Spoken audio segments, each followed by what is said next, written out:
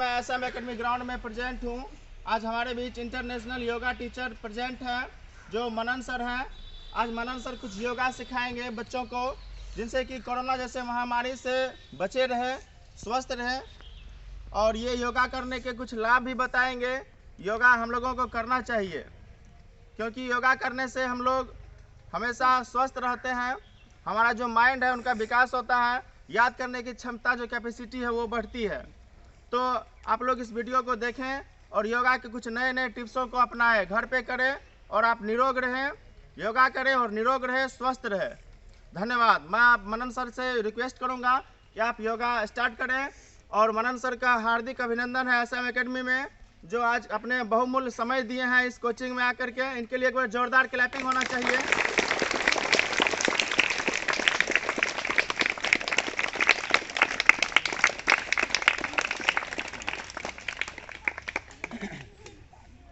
शांत हो जाएंगे।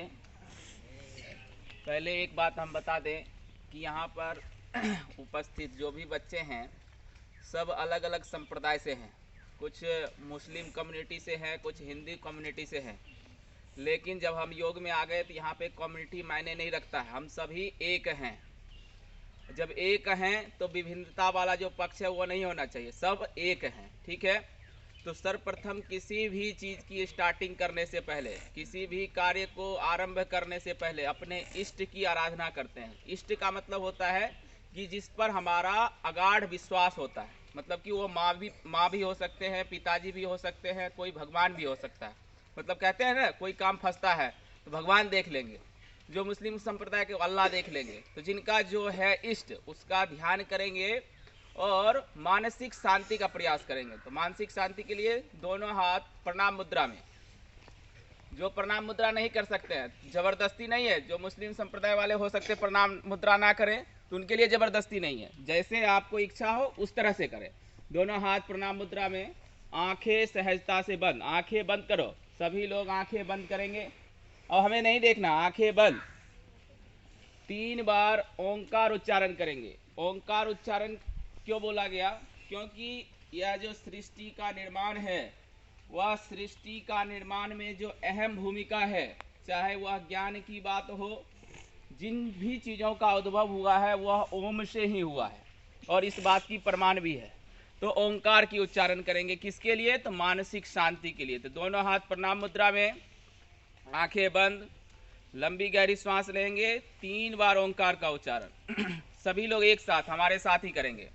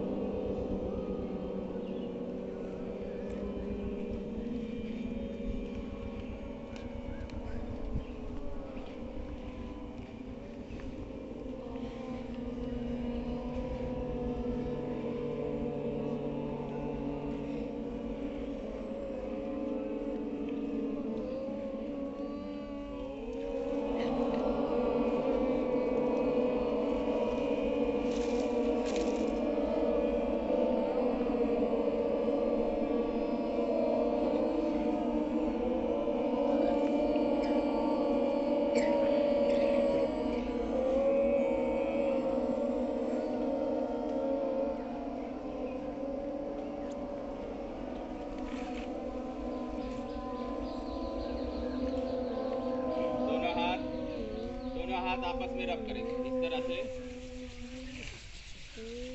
धीरे से अपनी आंखों में लगाएंगे, सहजता से आंख खोलेंगे। हो गया बाबू? सर्वप्रथम हम बताए ओंकार की महत्ता के ऊपर ही बता दें आपको कि जो छात्र अपने मस्तिष्क का, मतलब मस्तिष्क मतलब अपने ये जो खोपड़ा है, इसका विकास करना चाहते हैं, अपने स्मरण शक्ति, मतलब जो बहुत लोग बच्चे होते हैं ना, याद करते हैं भूल जाते हैं, जल्दी याद नहीं हो पाता है, याद करना है जल्दी से, याद लंबे समय तक रहे। यदि इस चीज का विकास करना है, मतलब कि इसका यदि आपको लाभ लेना है, तो आप नियमित रूप से 5 मिनट ओंकार का उच्चारण करो, आपकी दिमाग तेज हो जाएगी। तो जिनको अच्छा लगे, मैं तो ये बोलूँगा सभी लोग करें, तो इससे क्या होगी, आपके बुद्धि की डेवलपमेंट होगी। ठीक है, तो ये था ओंकार की महत्ता। तो सभी लोग अपने बुद्धि की विकास के लिए नियमित रूप से, ज़्यादा समय नहीं दे सकते हैं तो 5 मिनट जो है ओंकार का उच्चारण करने का प्रयास करें। ठीक है। दूसरी, यदि हम विद्यार्थी हैं तो विद्यार्थी की महत्ता किससे होती है? विद्यार्थी की पहचान किससे होती है? उसकी बुद्धि से। विद्यार्थी की पहचान किससे है? उसकी बुद्धि से। यदि हमारे पास बुद्धि नहीं है तो क्या हम मनुष्य के लायक हैं? जानवर और मनुष्य में अंतर क्या है कि जानवर के पास उतनी बुद्धि नहीं है, लेकिन मनुष्य के पास क्या है? बुद्धि है। तो उस बुद्धि का विकास कैसे हो, उस बुद्धि के विकास के लिए हमें क्या करना चाहिए? तो उस बुद्धि के विकास के लिए एक काम और किया जा सकता है। नियमित रूप से सूर्य के सामने, जब सूर्योदय हो जाए तो सूर्य के सामने बैठ जाए, कम से कम 24 बार गायत्री मंत्र का उच्चारण करें।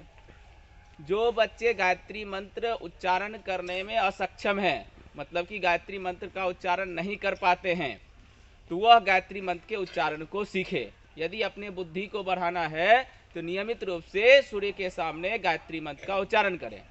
और जो मुस्लिम संप्रदाय के लोग हैं उनके साथ थोड़ी सी मतभेद रहती हैं, तो वो क्या करें, तो अपने अल्लाह, अपने इष्ट का सूर्य के सामने उपासना करें। सूर्य से तो हमारी किसी की दुश्मनी नहीं है, सूर्य तो हम सबके लिए प्रकाश देते हैं, सूर्य तो हम सबके लिए लाभ देते हैं। तो उनके समक्ष बैठकर अपने बुद्धि के लिए प्रार्थना करना चाहिए।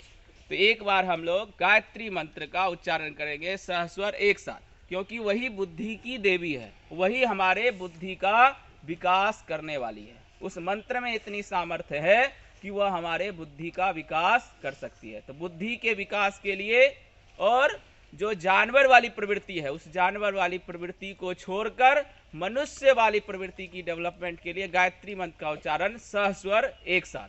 ठीक है, दोनों हाथ प्रणाम मुद्रा में। ओम भूर्भुवः स्वः तत्सवितुर्वरेण्यं भर्गो देवस्य धीमहि धियो यो नः प्रचोदयात्। ठीक है, दोनों हाथ आपस में रब करें, आंखों पे लगाए, धीरे से आंखें खोले। अब स्टार्ट करते हैं योग। सर्वप्रथम किसी भी कार्य को करने के लिए उसकी महत्ता को जानना आवश्यक है, क्योंकि यदि हम उसके महत्ता को नहीं जानेंगे तो उसे अपने जीवन में नहीं उतार पाएंगे। जैसे आप पढ़ाई क्यों कर रहे हैं, आप सर के पास क्यों आ रहे हैं?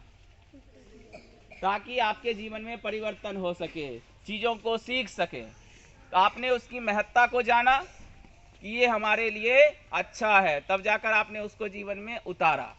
तो ठीक उसी प्रकार से योग क्या है, योग की महत्ता क्या है, योग हमारे लिए आवश्यक क्यों है, तो उसकी जब महत्ता को जानेंगे तब उसे अपने जीवन में उतारने का प्रयास करेंगे। तो सर्वप्रथम योग की यदि बात करें तो योग हमारे लिए क्यों आवश्यक है। यदि हम व्यवहारिक स्तर पर बात करें, जो प्रचलन में भी है, लोग जानते हैं योग इसलिए करना चाहिए कि हम स्वस्थ रह सके, निरोगी रह सके। तो स्वस्थ हर व्यक्ति की कामना क्या है कि हम बीमार ना पड़े, डॉक्टर के पास ना जाए। तो यदि आप नियमित रूप से योग का पालन करेंगे, सही प्रकार से सही समय पर भोजन करेंगे, सही तरीके से दिनचर्या का पालन करेंगे, तो आप कैसे रहेंगे, रोग मुक्त रहेंगे। क्योंकि आप लोग के अंदर कुछ ना कुछ तो ज्ञान की नींव हो चुकी है। आप इनके पास आ रहे हैं, ज्ञान अर्जन कर रहे हैं, तो आपके व्यवहार में परिवर्तन होना चाहिए। क्योंकि शिक्षण का मतलब जो आप कर रहे हो, मतलब जो आपको सर करा रहे हैं टीचिंग का कार्य, शिक्षण का मतलब ही होता है, और शिक्षण का उद्देश्य तभी पूरा होता है जब तक कि उसके व्यवहार में परिवर्तन ना हो जाए। यानी कि आपको सर सिखा रहे हैं और सिखाने के बाद यदि आपके जीवन में परिवर्तन नहीं हो रहा है तो आपका शिक्षण कंप्लीट नहीं होता है। यानी कि आप जिस भी चीज को सीख रहे हैं उसके सीखने के बाद आपके व्यवहार में, आपके आचरण में परिवर्तन होना चाहिए। ठीक है, तो योग क्यों आवश्यक है? तो पहला, रोग से मुक्ति मिले। लेकिन अभी आप लोग छोटे बच्चे हैं तो ये छोटे स्तर की महत्ता है, लेकिन बड़े स्तर की महत्ता वो भी जानना आवश्यक है, क्योंकि अब कुछ छोटे बच्चे हैं वो समझ नहीं पाएंगे, लेकिन किसी की उम्र जो है 12 साल 13 साल है तो वह उस बात को समझ सकते हैं कि योग की व्यापक महत्ता क्या है। तो कहा योगस चित्त वृत्ति निरोधक, कि चित्त की वृत्ति का निरोध ही योग है। अब वृत्तियां क्या होती है? तो वृत्तियां वही होती है, व्यवहारिक भाषा में जब समझोगे, जो हमको परेशान करते रहता है। कभी इस काम में उलझा देता है, कभी गाली बकने पर मजबूर कर देता है, लड़ाई करने पर मजबूर कर देता है, क्रोध आ जाता है, गुस्सा आ जाता है, दूसरे से लड़ जाते हैं। क्यों होता है? तो हमारा जो मन है हमारे बस में नहीं है, इसलिए हम इस तरह के कार्य को करते हैं। और यदि हमारा मन बस में हो जाए तो क्या हो जाएगा? हम इस सृष्टि का क्या हो जाएंगे? सबसे स्ट्रांग आदमी हो जाएंगे, मजबूत आदमी हो जाएंगे। तो योग दूसरा काम क्या करता है? मन पर नियंत्रण करता है, मतलब कि उससे हमारा मन बस में होता है। इसलिए हमें योग करना चाहिए। क्यों? एक तो रोग से निवृत्ति होगी, दूसरा हमारा जो मन अपने बस में नहीं है वह मन बस में हो जाएगा, और जब मन बस में हो जाएगा तो फिर बुद्धि का भी विकास होगा, हमारे जीवन में परिवर्तन आएंगे, हम और भी उपलब्धि को गेन कर पाएंगे। ऐसा तो नहीं है कि आप शिक्षण कर रहे हैं तो 10वीं पास कर लिए छोड़ दिए। कुछ लोगों का होगा कि आगे भी बढ़ना है, तो आगे बढ़ना है तो उसके लिए कार्य भी करना पड़ेगा, अपने बुद्धि का विकास भी करना पड़ेगा। चलिए आप योग स्टार्ट करते हैं। ठीक है, पहले सिंपल अभ्यास करेंगे। वैसे तो बहुत समय लगते हैं, उसके लिए जगह भी पर्याप्त चाहिए, लेकिन अभी जितनी सर के पास व्यवस्था है उतनी में ही लाभ लेने का हम प्रयास करेंगे। ठीक है, पहला सिंपल अभ्यास, वार्म अप अभ्यास। सभी लोग आ जाओ, करो।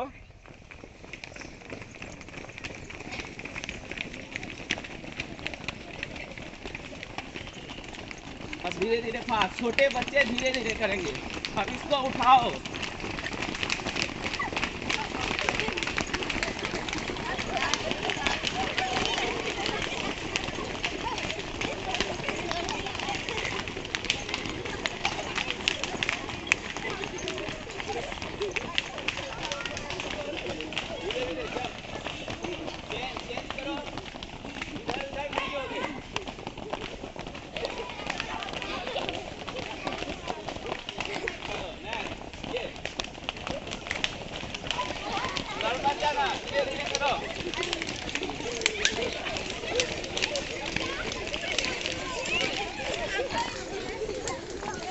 चलो स्टॉप।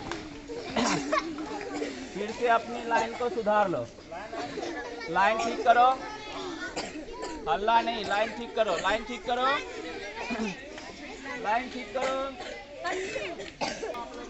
लाइन ठीक करो। पहला अभ्यास सुनिए, हल्ला नहीं, हल्ला नहीं करेंगे। पहला अभ्यास तार आसन, दोनों पाँव को मिलाओ आपस में, दोनों पाँव मिलाओ,